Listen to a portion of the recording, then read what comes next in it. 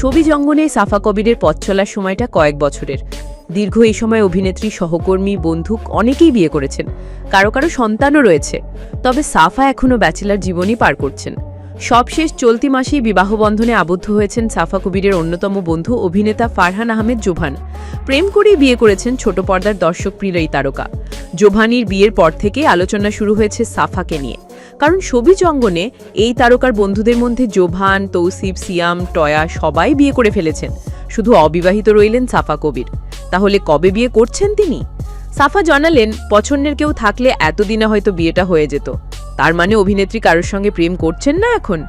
বিয়ের প্রশ্নে সাফা কবিরের উত্তরটা এমন: আগে আমাকে আর জোভানকে বিয়ে নিয়ে ধরতো, এখন আমি একা।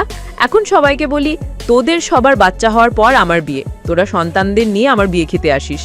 আর বলি, বন্ধুদের মধ্যে ব্যাচেলার থাকার দরকার আছে। তাদের বিবাহবার্ষিকী সহ নানা আনুষ্ঠানিকতায় কি পরবো, কিভাবে সাজবো, সেসব ভেবেই দিন কাটে। আমার বিয়ে নিয়ে ভাবি না। অভিনেত্রী জানান, বিয়ে নিয়ে এখনো তেমন কোনো ভাবনা নেই পছন্দের পাত্র। থাকলে নাকি বিয়ে করে ফেলতেন।